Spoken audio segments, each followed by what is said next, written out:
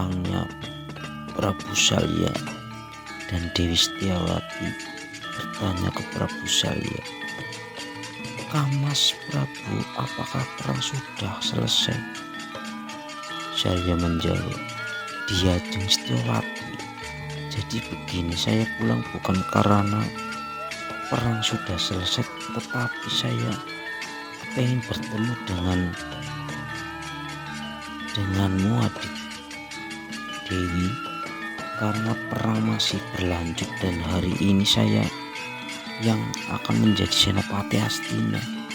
Diceritakan Dewi Setiawati kaget dan sedih karena sudah kehilangan putra putrinya, yaitu Raden Rukmarata, Burisrawa dan Dewi Surtikanti.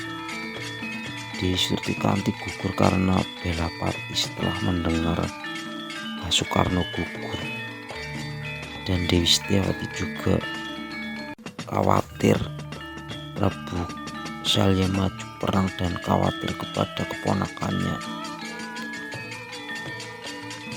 Nakula dan Sadewa, sehingga Dewi Setiawati membujuk Prabu Salya agar tidak maju perang, dan Prabu Salya bilang bahwa dia tidak akan membunuh Nakula dan Sadewa karena Prabu Salya sudah merasa bahwa yang membuat hidupnya sejahtera ialah Nakula dan Sadewa, karena Nakula Sadewa tidak dikasih separuh negara Mandaraka. Diceritakan setelah bercengkrama dengan istrinya, Prabu Salya pamit berangkat perang. Setelah Prabu Salya kelihatan jauh, Dewi Setiawati dan Mban Sugandini menyusul ke medan perang. Di lain tempat di medan perang, para pasukan dari Mandaraka bersiap gabung dengan pasukan Astina. Diceritakan Raden Setyaki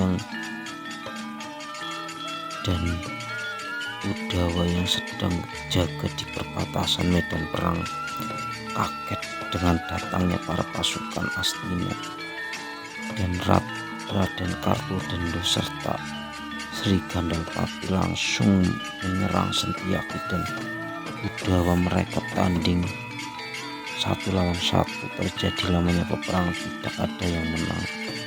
Raden Setyaki dan Udawa segera pergi melapor ke Pandawa. Di lain tempat di Pakuan Kupolowiyo, tempat perkemahan Prabu Maswapati dan para Pandawa yang berkumpul, diceritakan para Pandawa dan sesepuhnya membahas peperangan setelah gugurnya Pak Soekarno. Pandawa mengira setelah itu tidak ada yang maju perang karena Pandawa melihat Kurawa hanya tinggal beberapa orang saja. Para Pandawa dikagetkan datangnya Raden Setyaki dan Patih Udawa yang melapor bahwa Astina sudah siap perang lagi. Dengan Senopati Prabu Salya mendengar itu, Kresna kaget. Kresna berbicara, "Walah dalah, Paman Salya maju perang." Bima, "Wah, kakek Maswapati, Salya orang tuaku maju perang." Maswapati berbicara, "Tidak aneh Bima, orang tuamu Paman Salya ikut perang. Anak Prabu Kresna, kamu sebagai botoh, terserah kamu." Kresna, "Baik Eyang Nakula Sadewa maju, akan kuberitahu." Nakula Sadewa, "Baik Kamas Prabu." "Baik Kamas Prabu." Kresna berbicara, "Kamu berdua menyusup ke perkemahan Prabu Salya, pakai baju putih dan minta mati kepada Prabu Salya." Bima, "Wah, Celitong Resno kakakku mau membunuh Nakula dan Sadewa."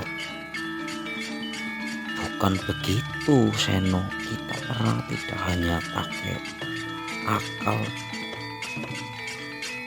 pakai okol, tetapi harus pakai akal.